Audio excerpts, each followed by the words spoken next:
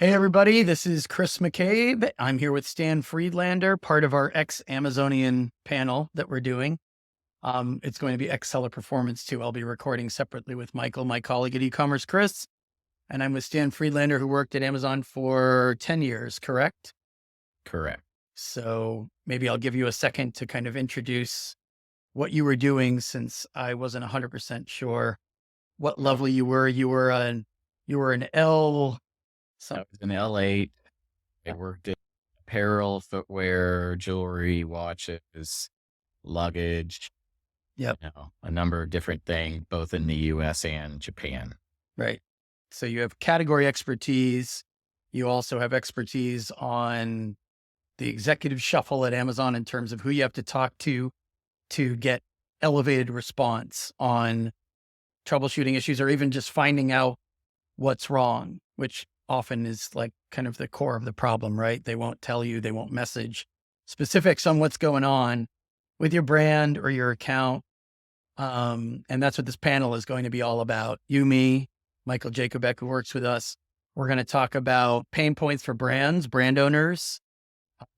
Could be related to account level stuff, could be ASIN level, could be brand registry, could be lots of things. And I think that's one reason why we're excited to have you on this panel this year, is that you've seen a lot of different permutations of problems like we have. So maybe Yes. if you can just throw out a couple of quick, easy examples of the types of things that you see, because I'm expecting we will have multiple attendees at the Seller Velocity Conference, which, by the way, quick plug, October 11th and 12th in New York City. All this will be down at the bottom, sellervelocityconference.com. I'm guessing the things that you see every day and the things that we see will be things that multiple attendees experience. So if you've got one or two quick throwaways, you can talk I would about. say that what I tend to see, and this applies to both 1P and 3P, which Mhm. was part of my, area of responsibilities. I ran both as a cat leader, boss of cat leads, um, is seeing things along the lines of Amazon having either pricing issues or product compliance issues. There's a whole slew of things that fall within Right. brand registry, whether you're a brand owner, a brand representative, a brand agent, and all the different classifications and sometimes the problems that can come up. If you are categorized as such, I'm seeing a number of different things that as it relates to those sort of things. And I'm usually not the first line of defense. I'm usually the last. We tell that to people too. And once I speak with Michael, we'll have lots of wonderful, examples. There's going to be a good chunk of time on the panel that we have on day 2, actually, the activities day for Seller Velocity this year. And I'm interested in hearing some of your battle stories, of course, but also what kind of surprises or shocks you since you became a consultant. You've left the company, what, 4 years ago now, I think, a few years ago. Okay. I What do would you think? say I was just gonna say is I would Yeah. say what surprises me, and I think this is actually how you and I started working together about 4 years ago, is the number of things I see on the seller side more particularly Mhm. is where sellers have issues and the ability to escalate when you have an appeal or something along those lines, um, where you actually feel like somebody is reading and listening to what you're saying. Mhm. I would say is it was a bit eye-opening when you and I first were talking and you're telling me examples, and I'm kinda like, "Well, that's not how I would view it." I would certainly dive in. I'd make my team dive in. And the more that I've been on sort of this end of things, I would Yeah. say that's not quite as true. Do you talk to a lot of agency owners that are working with brands to work these things out? Brand owners who don't feel like Amazon understands how their business needs to develop the right way.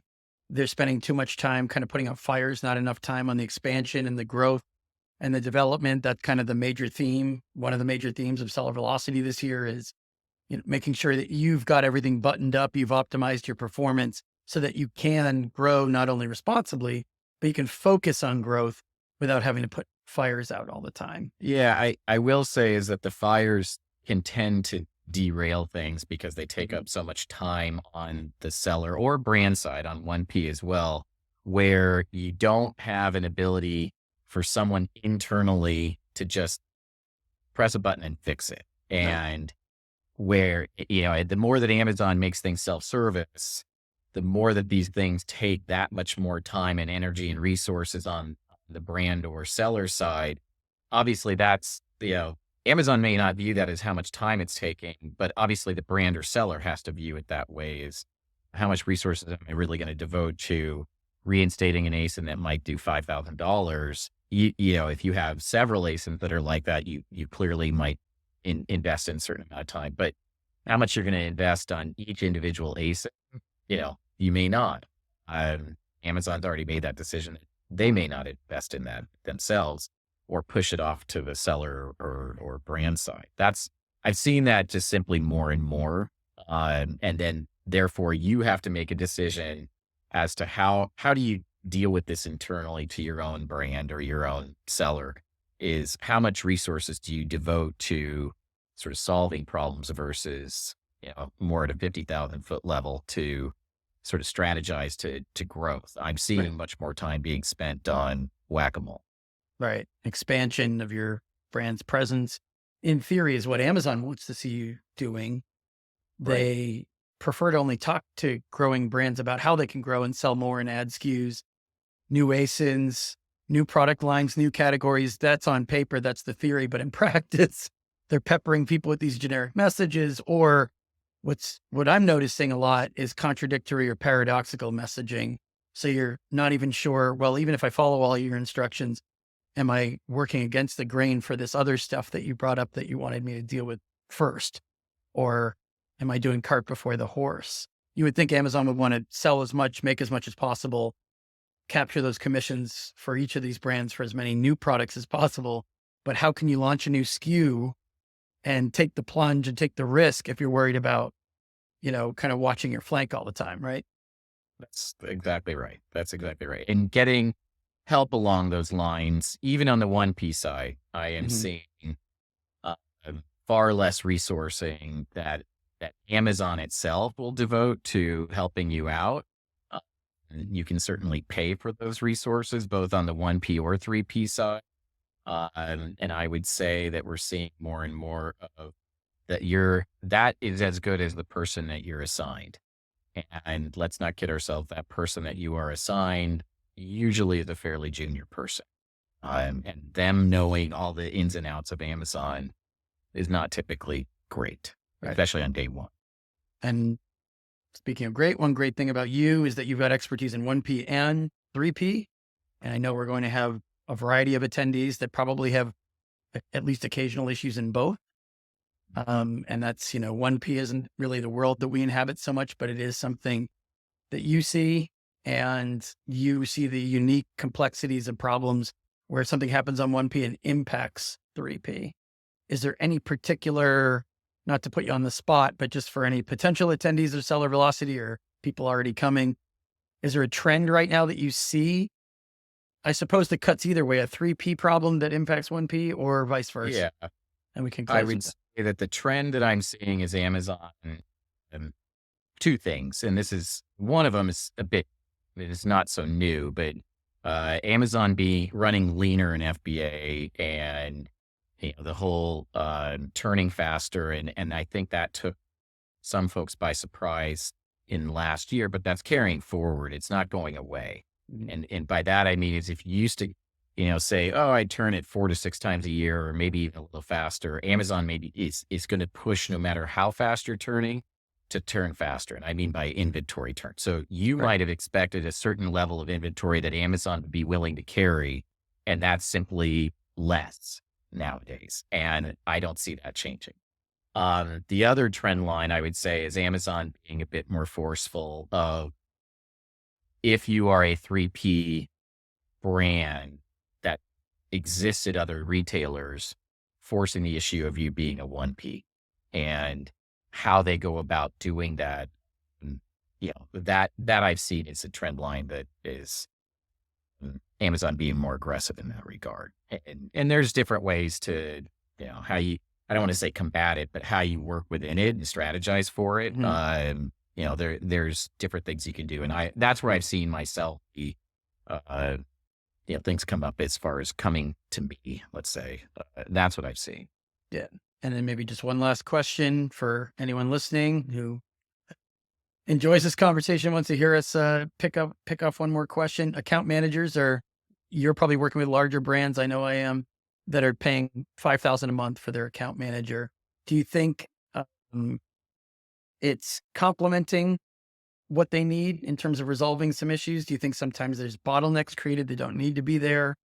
Some people don't pay for an account manager. Do you think that's a major crucial difference between how they resolve problems and how a seller with an account manager might? I was just curious what your take was on that. Well, it's kind of going hand in hand with my comment about what Amazon would like you to pay for. Right. There's probably some goodwill that's hard to evaluate, how much that matters to either the category or their seller services team that you are paying for it. I'm not going to deny that there's probably some goodwill toward that. Yeah. If you are a $1 million seller and paying 5,000 a month, I'd say that's way too expensive. If Right. you are $100 million seller, I would say that even if your person is horrible It's worth it. and brand new, the Mhm. goodwill alone for an account that size is probably not worth not having, if that makes sense, to Mhm. use a double negative. Um, but knowing that there may be folks out there, whether it's myself or others, that might be able to navigate the Amazon system, even from an external side, better than that internal person. But sometimes having that internal person working with an agency that may have other contacts as well, Right. whether that's me or otherwise, Mhm. um, that actually can be helpful. It's almost like I'm using that person to then go tell them where to go because I may know Exactly. where they should go Right. and I may actually know the contacts and who to contact. So having that person could be helpful. Or if you happen to know their managers, I can probably get it. But Mhm. having those people in place can be helpful. And 1P has an equivalent type of thing as Right. well. It's actually more Similar setup. expensive. Mhm. Um, but the reality is the goodwill. If you're a $10 million 1P, I tend to fight that at Amazon. But if you're $100 million brand, I'd say, yeah, you're pretty stupid not to go ahead and to pay Right. for it. Right. And we will have some 9-figure brands in attendance who have succeeded quite a bit. They're regular clients of ours, and some of them are just attending because of the quality of the content, such as people like yourself who worked at Amazon for 10 years. And the kind of conversation we're having now is going to be very similar with additional pieces to it and other material on the ex Amazon panel we're doing at Seller Velocity. For anyone that doesn't have a ticket yet, you can use the code ecommerce Chris for 20% off. And Stan will be on this panel with me and with Michael Jacobek on day 2. So we hope you can join us. And thanks again, Stan, for talking to me today. And I'll see you soon in New York. Sounds good. Thanks, Chris. Thank you. Yep. Cool. So can you hang on for a sec to let it build out? What's the term?